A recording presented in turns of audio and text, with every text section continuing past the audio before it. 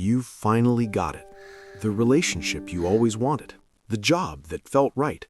The moment of peace you spent years chasing. And then you pulled it apart, piece by piece, almost without realizing it. Not because they betrayed you, not because life got complicated, but because something inside you, something quiet, something ancient, decided this was too good, that it couldn't last, that you didn't deserve it. And the worst part? You've done it before, more than once.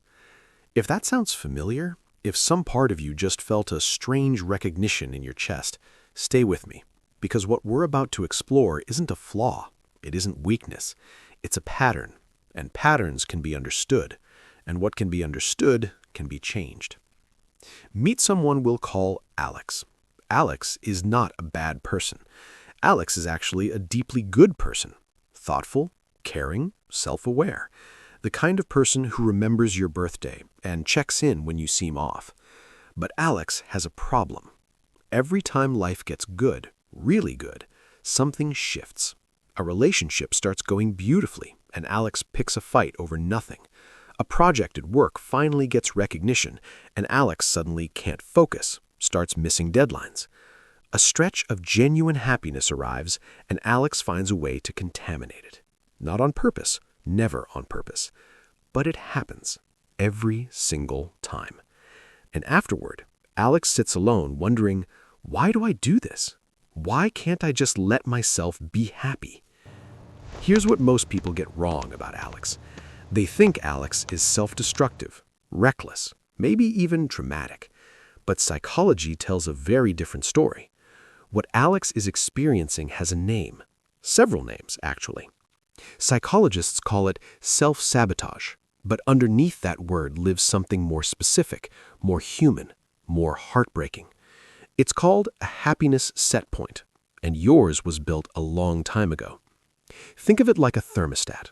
Your home has a temperature it defaults to. When it gets too cold, the heat kicks in. When it gets too warm, the system cools it down, always returning to that same number. Your nervous system does the same thing with happiness. Somewhere in your early life, through experiences, through relationships, through what you were shown and what you were denied, your internal system decided on a level of well-being it considers normal, safe, familiar. And when your life rises above that level, when things get genuinely uncomfortably good, your system panics. Not because happiness is bad, but because unfamiliar feels dangerous. And your nervous system, the oldest, most primitive part of you, will always choose familiar pain over unfamiliar joy. Here is where it gets important. Self-sabotage is not about wanting to suffer. Nobody wants to suffer. It's about safety. When you grew up in an environment where love was inconsistent, where good things were followed by punishment, withdrawal, or loss, your brain made a logical conclusion. It learned that happiness is a warning sign, that when things feel good, something bad is coming. So it learned to get there first. It's a protection mechanism, a deeply intelligent, deeply misguided protection mechanism. If I ruin this relationship before it ruins me, I stay in control. If I sabotage this opportunity before I fail at it, I protect my ego. If I push this person away before they leave, I don't have to feel abandoned. The pain of losing something you destroyed feels more bearable than the pain of losing something you loved and trusted. That's the logic.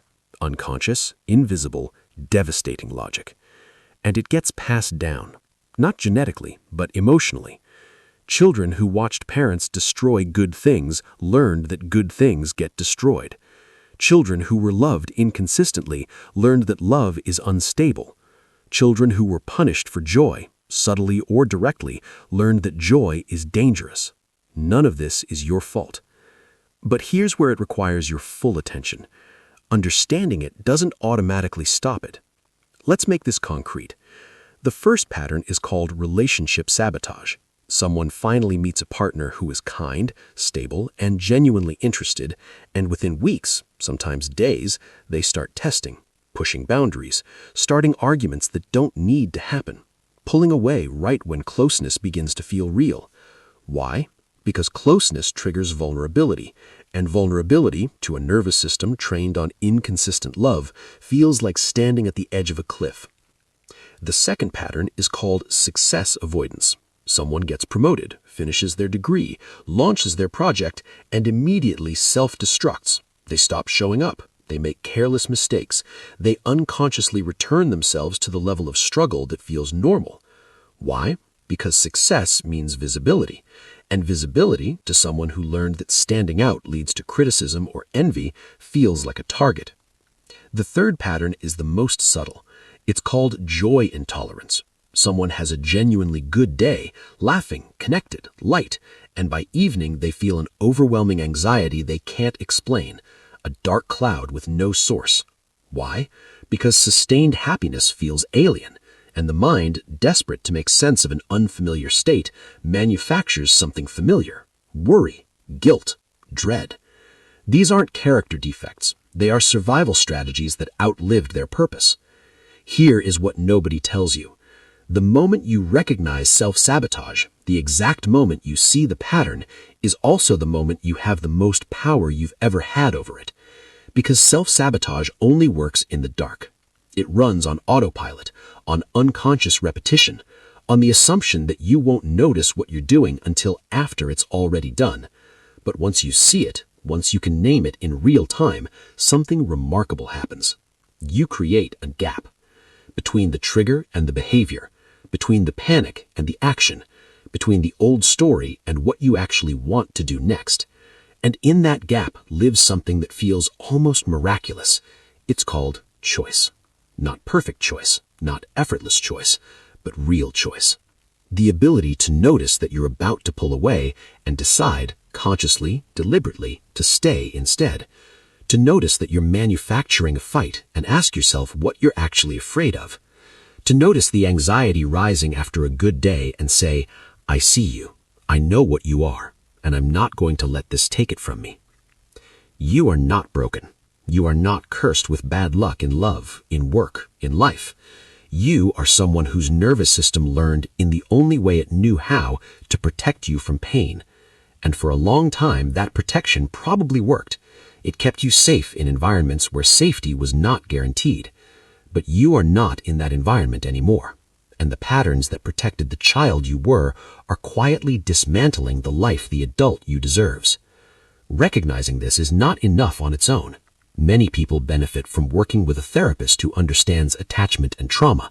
Many others find that journaling, honest conversation, and deliberate exposure to sustained good experiences, refusing to run from them, begins to slowly recalibrate that internal thermostat. It takes time. It takes patience with yourself. But the fact that you're here, watching this, asking these questions about yourself, that is actually everything.